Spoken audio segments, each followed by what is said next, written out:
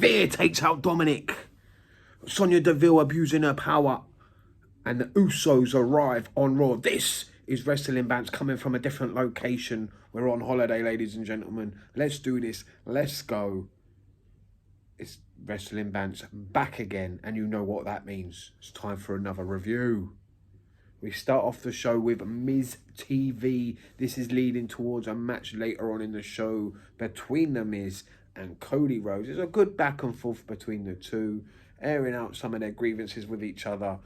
And it makes us look forward to the match later on in the show. It's Veer Mahan, who came in last week and was all over Dominik. This week is one-on-one. Veer Mahan against Dominik Mysterio. And the match doesn't last very long. Veer shows his dominance. He's on top for the majority of this match. And he chokes, not his chicken, he chokes out Dominik. The bell goes, Dominik taps out, but Veer's not done there. He goes back for more, and it takes 4 guys to get him off of Dominik Mysterio, who is then taken out via stretcher and taken to hospital after the devastating abuse that it takes from Veer Mahan. Veer's here to strike fear into all in the WWE. They go and show the same video package of AJ Styles and Damian Priest, literally 5 minutes apart from each other. And then we get the match, AJ Styles versus Damian Priest. And I'm kind of looking forward to this one. 2 guys haven't really faced off against each other in the WWE or anywhere for that matter. I'm looking forward to this match. Looks like it's going to be a banger. They get going. It's good, going well. AJ gets knocked to the outside, and then all of a sudden the ref starts counting, and then these blue lights come on, and that's the end of it. Was there a count out? Was there a DQ? What went on? That match had no ending. So they built this match up earlier on in the night as a big match, one that you must see, and for me, it's pretty much a squash match. It didn't last very long. Cody gets the win over The Miz. We had Seth Rollins ringside, which was more interesting on what happened after that. Seth wants a rematch.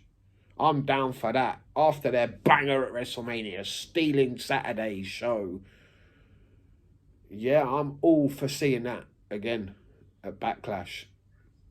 Cody, Seth, 2. Do it. Do it now. Book that shit.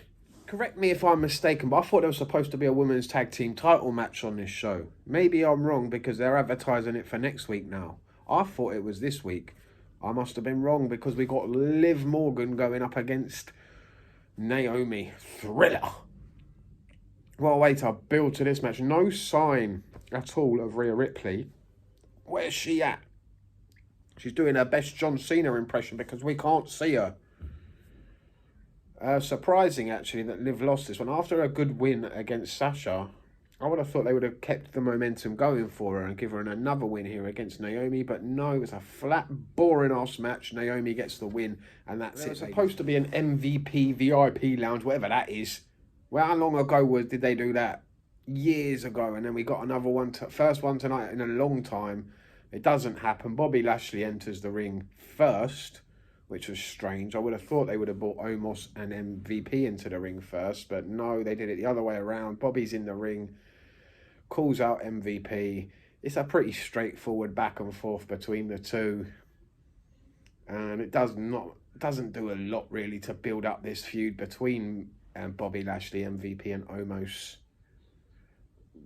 They're just dragging their heels, trying to get to Backlash as quick as possible with this one. I was kind of looking forward to more from Lashley and MVP, but we didn't get it. Lashley just destroys the set, and that's the end of the segment. Pretty poor, really. So far, this show hasn't been very good. Here she comes, skipping and swinging her hair. It's Bianca Belair's entrance, and then they cut to a break, and then we come back from the break, and we've got like guys backstage. Don't know what's going. We've got Kevin Owens back there. We've got Tommaso Ciampa debut. He just shows up. Oh, look, it's Tommaso Ciampa on his first night of Raw, and this is what you give him. A silly segment backstage of Kevin Owens trying to convince him that Ezekiel is not Ezekiel. Good God. This is what after what he did at WrestleMania for Stone Cold Steve Austin, this is the best you've got for Kevin Owens. behave. Make that make sense. About Austin, just before that, Austin Theory, no longer known as Austin Theory. He is just now going by Theory. He's the Theory. What? Because his name is Austin, you're not using Austin anymore. Ridiculous. Absolutely ridiculous. Finally, we go back to the ring. There's Bianca Belair still swinging her hair around, smiling away. And she has a match with Queen Zelina, who's probably learned that shit British accent from Dick Van Dyke's School of Accents, because it is absolutely atrocious. Stop trying to use a British accent, you dumb bitch. The match itself was poor, bland, and boring. Just terrible match. Just shows that Bianca, I don't know if this is going to go as well as the last reign did. It could be worse. So far, it ain't getting off to a good start. She wins the match. Out comes Sonja Deville, the boss. How she got that position, I will never know. She has nothing about her. Nothing.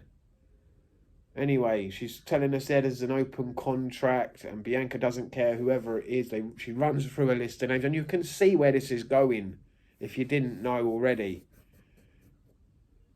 Bianca Belair's first opponent for the title to start off this run, this big, impressive championship run, the second time round.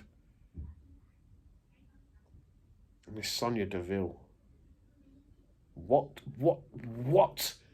I know abusing power, I get that, but she ain't winning. And hopefully this just leads to her getting fired as the whatever she is, GM, authority figure. I don't know what position she's been given, what her title is, but she doesn't deserve it. I'm not looking forward to the match. Bianca's obviously winning. Already, you know who's winning this match when they get to it. It's probably going to be a backlash. More like crap slash. Anyway, we move to the next segment. The last two matches will make Teddy Long proud. They're both tag team matches. Player, we've got RK Bro against Alpha Academy. You know who's winning this one.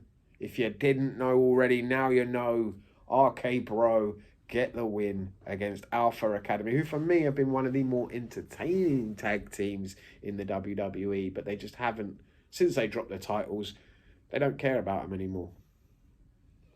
RK Bro, goofy, silly. Oh, I can't wait. I can't wait for them to drop those titles. Hopefully it's coming. It's coming soon because the car pulls up and the ones get out. The bloodline. The Usos are on Raw. It's down since day one-ish. They are here, they have arrived, and it's time to unify those titles, but not on this show. Oh no, why would we do something as exciting as that on Monday Night Raw? Do me a favour. Instead, we get a little back and forth between RK Bro and the Usos, and then out of nowhere, not an RKO, no, it's the Street Profits who demand that they be put into this. But they get a match, and it's the Street Profits versus the Usos, booked by Randy Orton now, ladies and gentlemen. He's the booker now. He's making matches. He's the matchmaker, Randy Orton. No longer the Viper. We'll call him the matchmaker. Yeah, he's booking matches left, right, and centre here tonight. Randy Orton books the main event of the show, the Usos versus the Street Profits. By far the best match on the show. By far. A long way. These two teams, probably the best teams they've got in the WWE at the moment. Usos, fantastic again.